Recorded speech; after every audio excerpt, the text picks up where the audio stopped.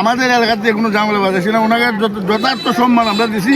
কিন্তু ওনার যে কর্মী, ওনার উত্তেজিত কর্মীরা এখানে বিশৃঙ্খলা পরিস্থিতি কাকে বুট কে দেয় এটা তারাই জানে। বিসমিল্লাহির রহমানির রহিম।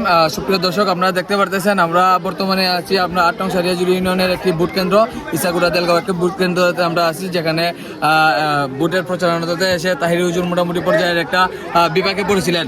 এবং এখানে আমাদের সাথে আছেন আমাদের চুনারুঘাটের মোটামুটি ভাইরাল ব্যক্তিত্ব নুরুল হক মেম্বার সাহেব।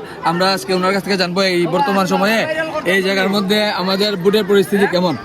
আসসালামু আলাইকুম, কেমন আছেন? আলহামদুলিল্লাহ ভালো আছি। আচ্ছা, আপনি তো আমাদের এখানে যে একটা বিশৃঙ্খলা সৃষ্টি হয়েছিল গতবার তাহির হুজুরের প্রচারণার মধ্যে, আমরা এখানে এসে দেখতে পারতেছি যে মোটামুটি বুটকে চলাচল ঠিক আছে। আপনি কি বলতে যাচ্ছেন? বিশেষ করে যে ওই তাহির হুজুরের যে সমস্যাটা, ওনার নিজের কর্মীরাই এখানে ঝামেলাটা বাজাইছিল। আমাদের এলাকাতে কোনো ঝামেলা বাজাইছি না, ওনাকে যথার্থ সম্মান আমরা দিছি।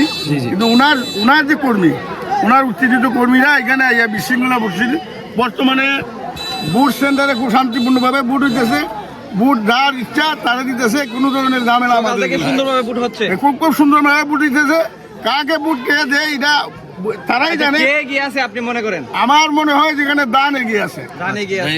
আর এমনিতে তো কোনো জোর জবরদস্তি কারোর পক্ষে থেকে কোনো কিছু হচ্ছে, কোনো জোর জবরদস্তি নাই, কোনো কিছু নাই।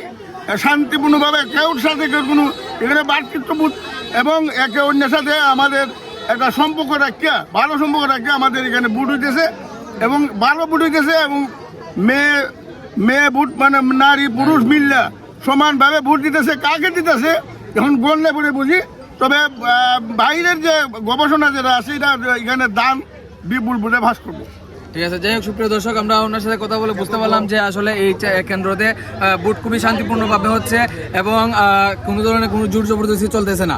এবং যারা নারী ভোটাররা যারা আছেন তারা খুবই সেফটি ভাবে ভোট দিতে পারতেছেন।